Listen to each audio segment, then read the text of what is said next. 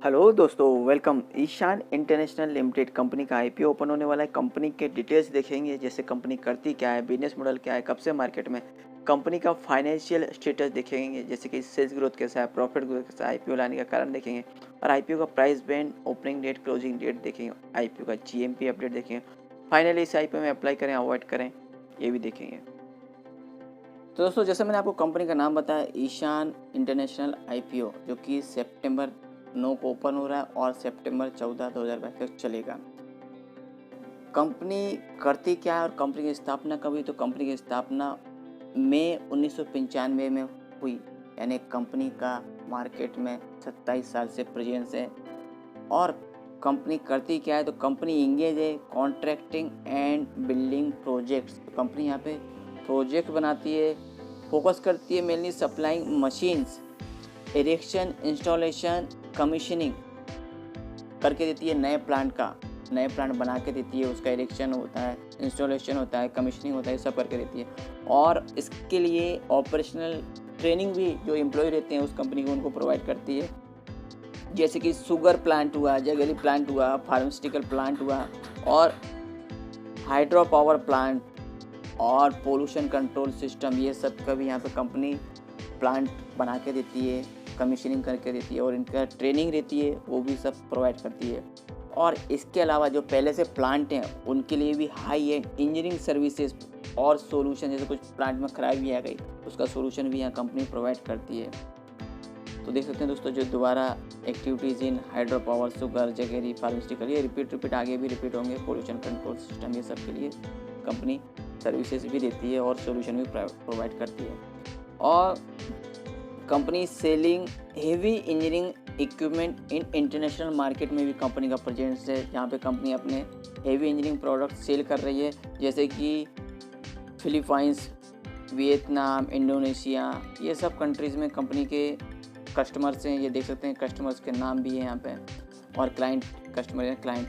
और कंपनी के यहाँ ऑफिसेज भी हैं, फिलीपाइंस, इंडोनेशिया, हनोई, वियतनाम, हो ची मिन सिटी, वियतनाम और केनिया में भी कंपनी अपना अभी ऑफिस का सेटअप करने जा रही है, वो जो कि प्रोसेस में है।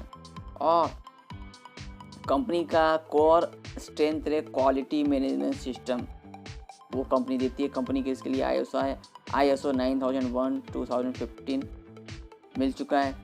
और देख सकते हैं दोस्तों, ये कंपनी के product including jaggery plant equipment, cane crushing equipment, बहुत सारे डाइवर्सिफाइड बिजनेस है कंपनी का, वॉशिंग मशीन, एलईडी फिल्टर्स वगैरह, ये बहुत सारे कंपनी अपने और भी जो प्रोडक्ट है सप्लाई करती है। तो अच्छा खासा रेंज है कंपनी का, वेरियस रेंज में यहाँ कंपनी काम कर रही है। लैब इक्विपमेंट भी, स्टेरलाइज टनल्स, वॉशिंग मशीन, ये सब कंपनी वेयर शेयर सब कंपनी अच्छा खासा प्रोवाइड कर रही है। तो कंपनी के कॉम्पिटिटिव स्ट्रेंथ में देखें, स्टीम जनरेटर वगैरह भी कंपनी दे रही है। कंपनी स्ट्रेंथ में देखें, कंपनी का स्ट्रॉन्ग ब्रांड प्रेजेंस है कंपनी का इन साउथ ईस्ट एशिया में, जो कि इंडिया और इंडिया के बाहर भी कंपनी का ब्रांड प्रेजेंस है। और डाइवर्सिफिकेशन बिजनेस है, जैसे कि मैंने देखा कंपनी बहुत से प्रोडक्ट में काम कर रही है, सेक्टर, जिससे अलग अलग सेक्टर में काम करने से कंपनी का जो स्टडी रेवेन्यू ग्रोथ है वो रहेगा आगे चल के। और combination of experience and expertise, तो कंपनी पे जो मैनेजमेंट टीम है और एम्प्लॉई है वेल एक्सपीरियंस हैं और एक्सपर्टाइज हैं। Sustainable and strong order book है कंपनी का। और कंपनी का बोलना है focus on quality, cost efficiency and timely implementation, ये कंपनी इस प्रोसेस पे काम करती है। और हाई कस्टमर सेटिस्फेक्शन है कंपनी का, कस्टमर का सेटिस्फेक्शन हाई लेवल पे करती रहती है। और well establish supply and logistics chain है कंपनी का, ये मेन काम रहता है कंपनी का, क्योंकि टाइम पे सब चीज़ इसी के वजह से होती है।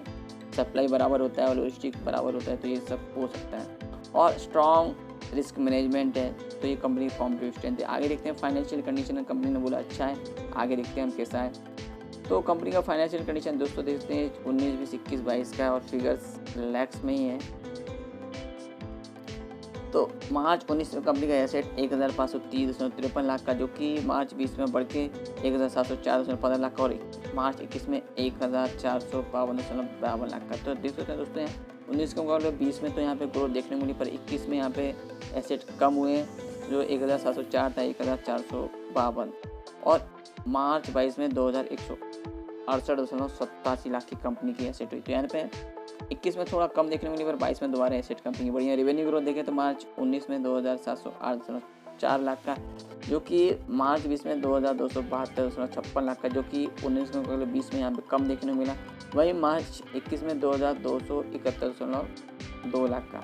तो यहाँ पे देखें दोस्तों, पिछले साल मार्च 20 में 2272 था, यहाँ 2271, तो लगभग उसी रेंज में बोल सकते हैं, पर थोड़ा सा यहाँ पे 20 के मुकाबले 21 में थोड़ा सा रेवेन्यू ग्रोथ कम देखने को मिला।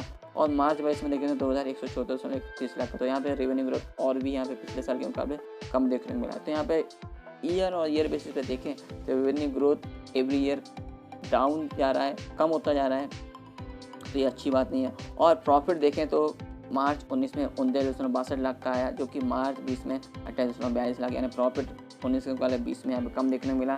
और मार्च 21 में 15.05 लाख का, तो और भी प्रॉफिट कम देखने को मिला है। पर मार्च 22 में देखें तो 127.15 लाख का एकदम ह्यूज प्रॉफिट देखने को मिला, जबकि रेवेन्यू ग्रोथ कम है। तो दोस्तों यहाँ पे रेवेन्यू ग्रोथ ज़्यादा होना चाहिए, तो ये भी बात है, क्योंकि ओनली प्रॉफिट बढ़ने से कंपनी की सस्टेनेबिलिटी और इस पर हम आगे फ्यूचर में विश्वास नहीं कर सकते। प्रॉफिट और भी रिजल्ट से भी बढ़ते हुए नज़र आ सकता है। रेवेन्यू ग्रोथ मेन बात होनी चाहिए किसी भी कंपनी के आगे वृद्धि में, आगे के जो फ्यूचर ग्रोथ के लिए। और नेटवर्थ देखें तो मार्च 19 में 452.70 लाख का, जो कि मार्च 20 में 481.19 लाख, यानी यहाँ पे नेटवर्थ पिछले साल 19 के मुकाबले 20 में ग्रोथ देखने मिली। वहीं मार्च 21 में 496.25 लाख का, और मार्च 22 में 619.71 लाख का। तो नेटवर्थ आप देखें तो कंपनी का अच्छा ईयर ऑन ईयर बेसिस पे अप ट्रेंड में रहा है।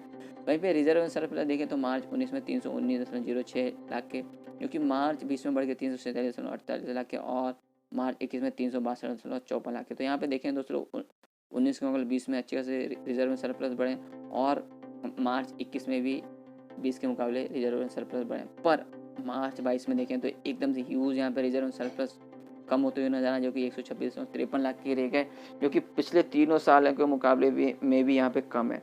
तो यहाँ पे कंपनी के फाइनेंशियल देखें तो थोड़ा उतार चढ़ाव बढ़ा है। थोड़ा सा रेवेन्यू ग्रोथ हम देखें ईयर ऑन ईयर बेसिस पे कम होता नजर आ रहा है, तो यहाँ आगे चल के हो सकता है और भी कम नजर आए। तो यहाँ पे कंपनी के आगे चल के रेवेन्यू और प्रॉफिट ग्रोथ में यहाँ पे सस्टेनेबिलिटी कम नजर आती है। अभी आईपीओ लाने का रीजन देखें तो कंपनी को funding the propose joint venture और इक्विशन, तो कंपनी एक जॉइंट वेंचर करने जा रही है आगे चल के, या नहीं तो इक्विशन करेगी, इसलिए जो आईपीओ का पैसा होगा वो यूज़ करेगी इसमें। तो ये अच्छी बात है, कंपनी का बिजनेस ग्रोथ आगे बढ़ते हुए नजर आएगा। और कंपनी को वर्किंग कैपिटल की रिक्वायरमेंट है, जो पैसा आएगा उसके लिए यूज़ करेगी, और जनरल कॉर्पोरेट पर्पस। तो ये मेनली 3 रीज़न है, जो इसमें फर्स्ट रीज़न अच्छा है, कंपनी के आगे चल के बिजनेस ग्रोथ और भी अप ट्रेंड में जाएगा। आईपीओ कब स्टार्ट हो रहा है तो सितंबर 9 को आईपीओ स्टार्ट हो रहा है, सितंबर 14 तक चलेगा। फेस वैल्यू 10 रुपये पर शेयर है, और आईपीओ का प्राइस 80 रुपया पर शेयर है, और लॉट साइज 1600 शेयर्स का है। इशू साइज 18.24 करोड़ का है, जो कि टोटल फ्रेश है, और issue type fix price issue है। लिस्टिंग एनएसई एज एसएमई होगा, और एनआईआई जिसे हम एचएनआई कैटेगरी बोलते हैं 50% का अलॉटमेंट है, रिटेल कैटेगरी के लिए 50% का। और कंपनी के प्रोमोटर्स में श्री शांतनु श्रीवास्तव जी, ये कंपनी के प्रोमोटर्स में।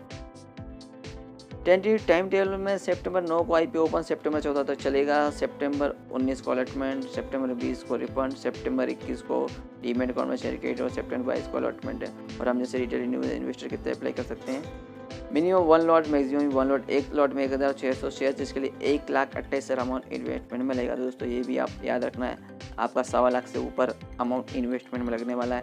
थोड़ा भी उतार चढ़ाव आपको लॉस और गेन अच्छा खासा करा सकता है। और प्रोमोटर्स का होल्डिंग आईपीओ के पहले 99.61% का, आईपीओ के बाद 65.21%।